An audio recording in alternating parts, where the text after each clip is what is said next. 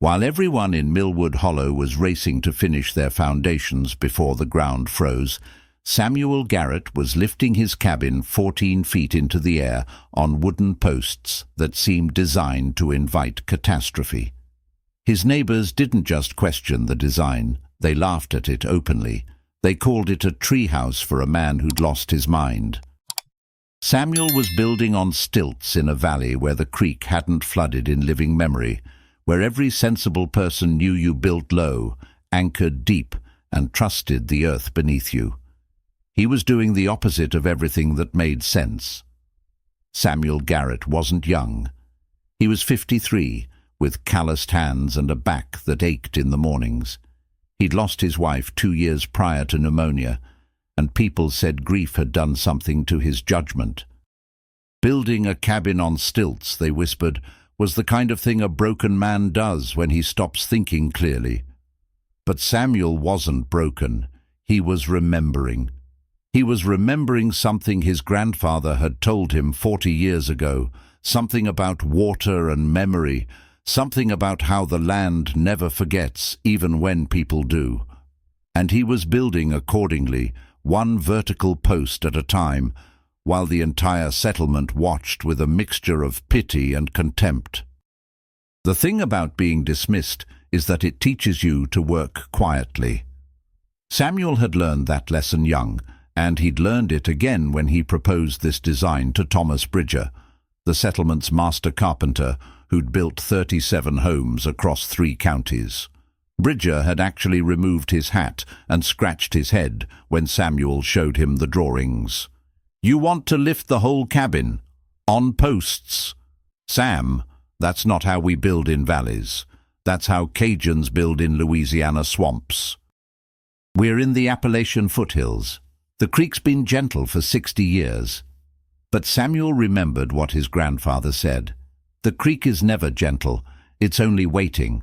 If you've ever been told your instinct was wrong, if you've ever felt the weight of being the only one who sees something coming, maybe you understand what Samuel felt every morning as he climbed those stilts and kept building. And maybe you're listening to this story right now from somewhere in the world where you've learned the same lesson.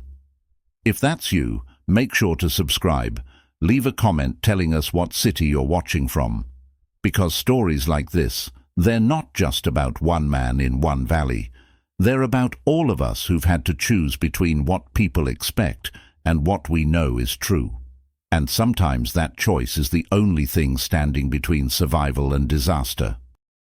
Samuel had started construction in late August, when the Millwood Creek ran so low you could cross it without wetting your knees.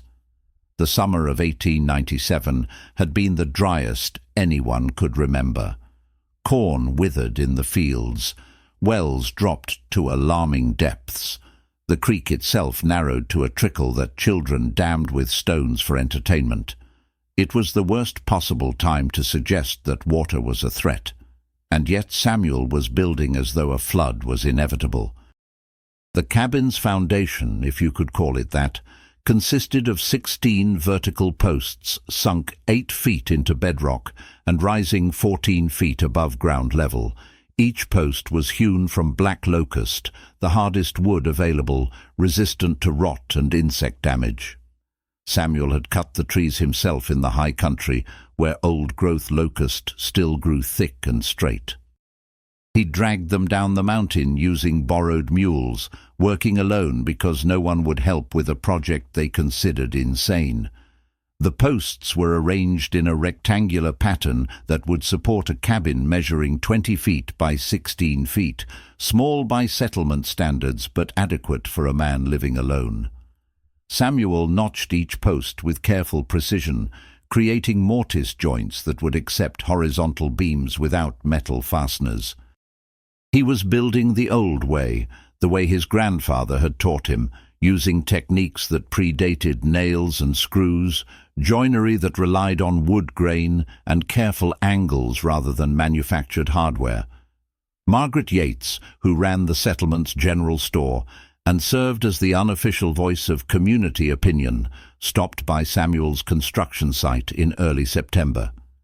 She brought cornbread wrapped in cloth, a gesture of neighborly concern that barely masked her real purpose. "Sam," she said, watching him notch another post 15 feet above her head, "people are worried about you. This design, it's not practical. You're using twice the timber you'd need for a normal cabin. You're working yourself to exhaustion for something that looks like it'll fall over in the first strong wind." Samuel paused his work and climbed down the ladder he'd built from stripped pine. He accepted the cornbread with genuine gratitude.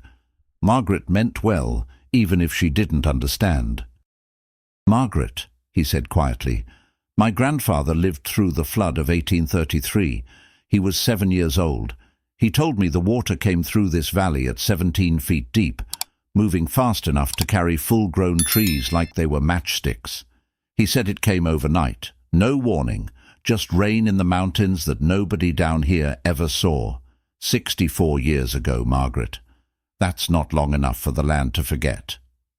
Margaret's face softened with sympathy that somehow felt worse than mockery. "Sam, nobody alive remembers that flood, and it hasn't happened since. You're building for a disaster that came once in 60 years and might never come again. That's not wisdom, honey. That's fear." She left the cornbread and walked back toward the settlement, her posture radiating the kind of gentle concern people reserve for those they believe are losing their grip on reality. Samuel ate the cornbread slowly, standing in the shadow of his half-built structure. He wasn't afraid. He was prepared.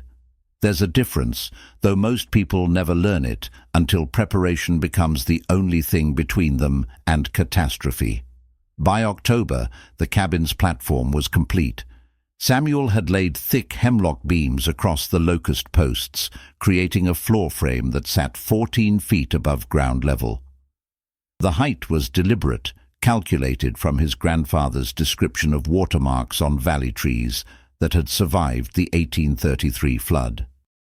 17 feet of water at its peak, Samuel had reasoned, meant building at 14 feet would keep the cabin's floor above all but the most extreme surge. He'd left a safety margin of 3 feet, knowing that water doesn't rise evenly and that debris creates waves and surges that exceed the baseline flood level. The cabin's walls went up through October and into November. Samuel worked with the methodical patience of someone who understood that speed meant nothing if the structure couldn't withstand what was coming. He used dovetail joints for the corner logs, interlocking them without spikes or nails, creating a building that would hold together through lateral forces that would tear apart conventionally fastened structures. Each log was carefully selected for straightness and sized for consistent fit. The work was slow. The work was precise. And every day, people walked past and shook their heads. Thomas Bridger stopped by again in mid-November, this time with genuine professional concern rather than dismissive mockery. "Sam, I've been thinking about your design. Even if you're right about flood risk, and I'm not saying you are, you've got a structural problem. That much weight, that high up, creates leverage forces on your posts that could snap them at ground level. You've built a lever arm, and the cabin itself is the weight at the end. First serious wind load, this whole thing could topple sideways." Samuel had anticipated this concern. He'd thought about it every night while planning the design. "Tom," he said, gesturing to the cross-bracing he'd installed between the posts, "these diagonal supports create triangulation. Each post is locked in place by 3 others. The structure can't tip because it can't move laterally. And the posts themselves are sunk 8 feet into bedrock. I didn't just dig holes and drop them in. I excavated to stone and mortared the post bases directly into solid rock." Bridger examined the bracing more carefully. The diagonal supports connected every post to at least 2 others, creating a rigid geometric pattern that distributed loads across the entire foundation system. He had to admit the engineering was more sophisticated than he'd initially assumed. "You've thought about this," Bridger said slowly. "But Sam, even with good engineering, You're solving a problem that probably won't happen in your lifetime. That's a lot of work for insurance against something that might never come. Might never come, Samuel repeated quietly. That's what they said in 1832, right up until the night it did. Winter arrived early and hard. By December, Millwood Hollow was locked in cold that drove everyone indoors except for necessary work. Samuel finished his cabin's roof and installed a wood stove with a chimney that extended an additional 6 feet above the roofline to ensure proper draft. The interior was sparse but functional: a sleeping platform, a small table, 2 chairs, shelves for supplies. He moved in on December 18th, carrying his few possessions up the ladder that would serve as his only access to the elevated structure. The height disoriented him at first. Looking out his window at the settlement below created a perspective that felt unnatural, as though he'd built not just a cabin, but an observation post designed to witness events rather than participate in them. The wind was stronger at 14 feet. The cabin shifted slightly in heavy gusts, not dangerously but noticeably, a gentle swaying that reminded him constantly of his position above the world he'd known. Children started calling it Garrett's Folly. The name spread through the settlement and stuck with the kind of cruel permanence that marked truly spectacular mistakes. Adults used more careful language, referring to it as Sam's elevated cabin or that unusual structure, but the meaning was identical. He'd built something ridiculous. He'd wasted months of labor and massive amounts of quality timber on a design that solved a problem that didn't exist. And now he was living in it, sleeping 14 feet above perfectly good ground, climbing a ladder every time he needed to go anywhere. January brought snow. February brought more snow. The winter of 1897 to 98 was shaping up to be colder than usual, but not catastrophically so. The creek remained frozen in its reduced channel, and people joked that Samuel had built flood protection during the only year when the creek might actually dry up completely. He took the jokes with quiet acceptance. He'd long since stopped trying to explain his reasoning to people who'd made up their minds that he was wrong. What Samuel noticed, though others didn't, was the depth of snow accumulating in the high country. He couldn't see the mountains from the valley floor, but he watched the cloud patterns and studied the way storms moved across the sky. Heavy snow up high meant stored water, a lot of stored water. And when spring came, that water would have nowhere to go except downhill, following gravity toward the lowest ground in the region, which happened to be Millwood Hollow. March arrived with temperatures that stayed stubbornly below freezing. The spring thaw, usually well underway by mid-March, hadn't started. The creek remained locked in ice. The settlement's farmers started worrying about a late planting season. Samuel started worrying about what would happen when all that accumulated mountain snow finally decided to melt at once. April 3rd, 1898. The temperature climbed to 68 degrees. After 4 months of cold, the sudden warmth felt like a gift. People opened windows. Children played outside in shirt sleeves. The settlement celebrated the arrival of spring with relief that bordered on euphoria. Samuel stood at his elevated cabin window and watched the mountains, where clouds gathered with a density that suggested the warming air was hitting snow-loaded peaks with the force of a season's pent-up energy. The creek started rising on April 4th. Not dramatically, just noticeably. The ice broke up and began moving downstream in chunks that clattered against rocks with sounds that carried across the valley. People noticed but weren't concerned. Spring runoff was normal. The creek always rose a bit when winter snow melted. This was just the season asserting itself, nothing unusual. By April 5th, the creek had risen 3 feet above its winter level.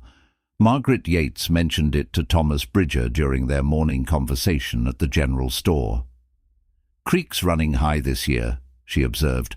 "Higher than usual for this early in spring." Bridger nodded, but didn't share her concern. "We had heavy mountain snow this winter. It's all coming down at once. Give it a week to flush through, and it'll settle back to normal levels." Samuel watched the water from his cabin window. 3 feet above winter baseline meant the spring melt was substantial, but it also meant the creek was still 12 feet below his cabin's platform level. He had margin, he had time, he just didn't know how much. April 6th brought rain. Not a gentle spring shower, but a steady, soaking rain that started before dawn and continued without break throughout the day. The temperature held in the high 50s, warm enough to accelerate snowmelt in the high country while adding direct precipitation to already swollen streams. The creek rose another 2 feet by evening, 5 feet above winter baseline now. People started moving valuables to higher shelves in their homes. Nobody evacuated. Why would they? The creek was still comfortably within its banks, flowing fast, but not dangerously so. Samuel didn't sleep well that night. He lay in his elevated cabin listening to the rain hammer his roof, trying to calculate how much water was falling on how much snow in mountains he couldn't see. The math was impossible without data, but his instinct, the same instinct that had driven him to build on stilts, suggested that something larger than normal runoff was building upstream. April 7th. The rain continued. The temperature dropped slightly, but not enough to stop the melt. The creek rose another 3 feet during the daylight hours, 8 feet above winter baseline. Now people were genuinely concerned. Thomas Bridger walked the creek bank, studying the water's speed and volume, trying to assess whether this was approaching dangerous levels. The water was moving fast, carrying broken branches and debris, but the creek remained within its channel. The high ground on both sides provided at least 6 feet of margin before water would reach the settlement's lowest structures. By evening, the creek had risen another foot, 9 feet above winter baseline. Margaret Yates organized a community meeting at her store to discuss the situation. 40 people crowded into the space, debating whether to evacuate, where they would go, whether this was actually dangerous or just unusual. Samuel didn't attend the meeting. He stood at his cabin window watching the water, now visible even in the darkness, because it carried enough velocity to create white foam around obstacles. Someone suggested asking Samuel for his opinion, given his flood preparations. Someone else laughed. "Garrett built for a disaster that happened 65 years ago. This isn't that. This is just heavy runoff. We've had high water before." The consensus settled around staying but remaining alert. If the creek rose another few feet, they'd reconsider, but evacuation seemed premature for a flood that hadn't actually flooded anything yet. The rain intensified around midnight. Samuel was still awake, standing at his window, when he heard the sound change. It wasn't just rain anymore. It was rain combining with something else, a deeper roar coming from upstream, getting louder. He knew that sound. His grandfather had described it. Water moving with enough volume and speed to create its own weather, carrying rocks and trees, building momentum as it funneled through narrowing valleys toward the bottomland, where people slept in cabins built on ground that the creek was about to reclaim. Samuel grabbed his jacket and climbed down his ladder, moving faster than he had in months. He ran through the dark settlement, yelling at the top of his lungs, "Get out! Get to high ground! The flood's coming! Now!" Windows opened. Confused faces appeared. Someone shouted back, "Sam, it's the middle of the night. The creek's high, but it's not at flood stage." Samuel didn't stop to argue. He pounded on doors, shouting the same warning. "Get out now! Trust me, please!" Some people listened. Margaret Yates grabbed her cash box and important papers and followed Samuel toward the eastern ridge that rose above the valley floor. Thomas Bridger roused his family and joined the evacuation, not because he believed Samuel, but because the panic in the man's voice triggered his own survival instinct. Maybe 30 people, mostly families with young children, decided that climbing a hill in the rain was better than ignoring a warning from someone who'd spent 6 months preparing for exactly this moment. The others stayed. They stood in their doorways watching the creek, which looked high but not catastrophic, and decided Samuel was overreacting. Building on stilts had made him paranoid. The flood of 1833 was a once-in-a-lifetime event that wouldn't repeat. They went back to bed, secure in their ground-level homes, trusting 65 years of peaceful creek behavior. Samuel reached the eastern ridge with his group of refugees just as the wall of water hit the upper valley. You didn't see it coming. You heard it. A sound like continuous thunder, getting closer, impossibly loud. Then you saw it, even in the darkness, a churning mass of water and debris that filled the entire valley floor from ridge to ridge, moving at speeds that made the creek's previous flow look motionless. The flood hit the settlement at 12:47 in the morning on April 8, 1898.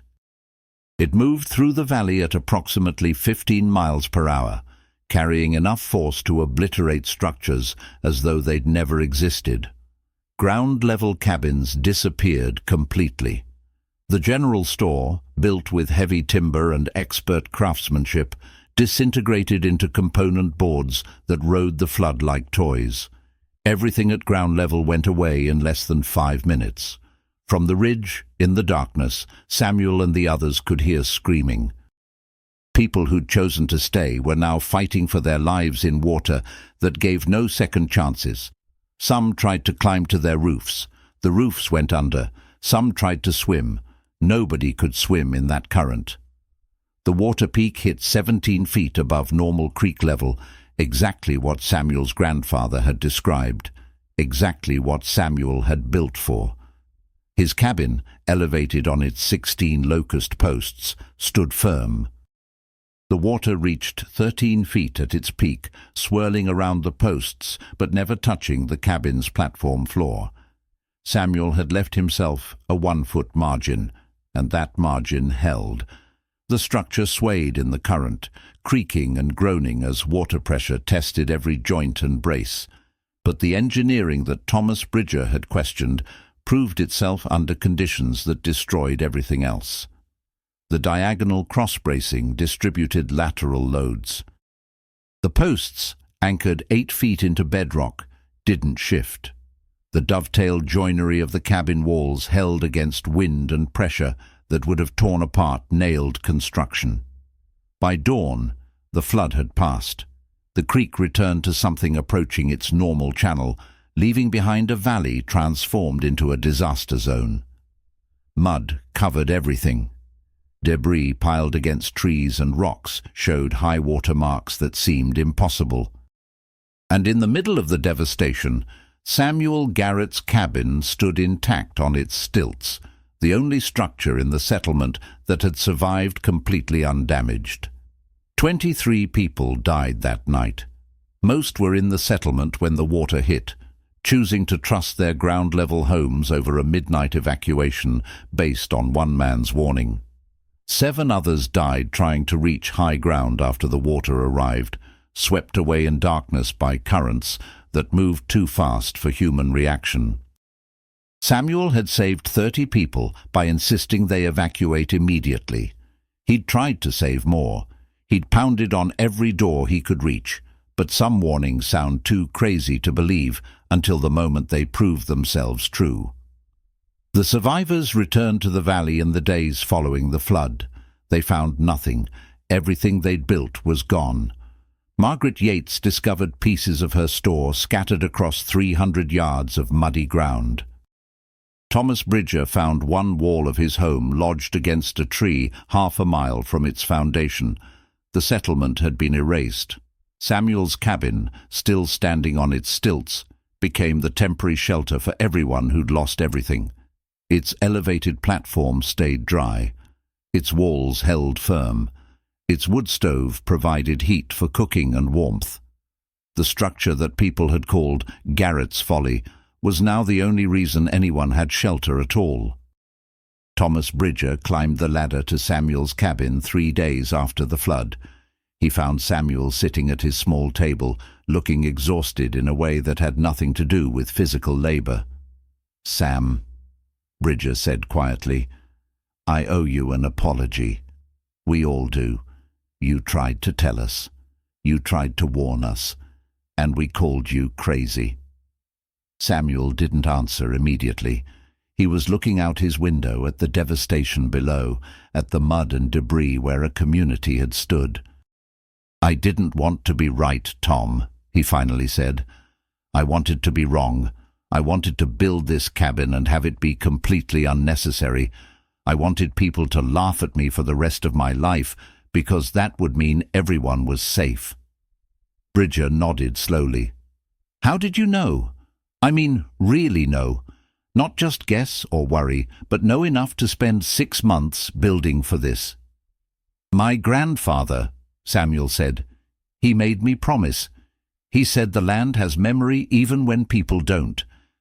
He said 65 years feels like forever to humans, but it's nothing to a creek. Water doesn't forget its own strength. It just waits for the right conditions to show what it can do."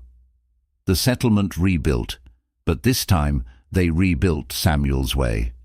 Every new structure went up on posts. Not as high as Samuel's, most people compromised at 8 or 10 feet, but elevated nonetheless. The valley floor became a forest of stilted buildings that looked strange to outsiders, but made perfect sense to anyone who'd seen what water could do. Samuel lived in his cabin for another 23 years. He never rebuilt on the ground. He'd already learned that lesson, and learning it once was enough. People stopped calling his home Garrett's Folly. They stopped mentioning it at all, actually. It just became part of the landscape, the cabin that survived, the proof that sometimes the crazy idea is the only sane response to conditions most people refuse to see coming. The flood of 1898 entered regional history as the second Great Flood, matching the 1833 disaster in scope and devastation. Hydrologists who studied both events later determined they were caused by identical conditions: heavy winter snow accumulation in the high country combined with rapid spring warming and sustained rain. The 65-year gap between floods wasn't evidence that the first was a unique event. It was evidence that the return interval for extreme flooding in that particular valley was approximately 60 to 70 years. Perfectly regular if you had enough data, completely unpredictable if you only trusted living memory. Samuel Garrett never claimed to be a hero. He didn't write about his experience or seek recognition for his preparation. He just lived in his elevated cabin, tended his small garden on ground that occasionally flooded with minor water that never reached his home, and remembered his grandfather's promise. The creek is never gentle. It's only waiting. What haunts me most about this story isn't the flood itself. It's the warnings that went unheeded. It's the 23 people who heard Samuel pounding on their doors in the darkness and chose to stay in homes that felt safe because they'd always been safe. It's the reasonable, rational decision to trust 65 years of peace over one man's frantic prediction. And it's the terrible truth that sometimes the crazy one isn't crazy. Sometimes the crazy one is just the only person who's listening to information everyone else has decided doesn't matter anymore. Samuel's cabin stood for 43 years after the 1898 flood. It outlasted him. It outlasted most of the people who'd called it foolish. And when it finally came down in 1941, dismantled by his grandchildren who were building something more modern, they saved the locust posts. Because those posts, sunk 8 feet into bedrock and strong enough to hold firm while everything else drowned, were worth keeping. They were proof that sometimes the things we mock are the only things substantial enough to survive what's coming. The valley flooded again in 1963, 65 years after the second flood, proving the pattern held. But this time, nobody died, because this time, everyone was already living on stilts.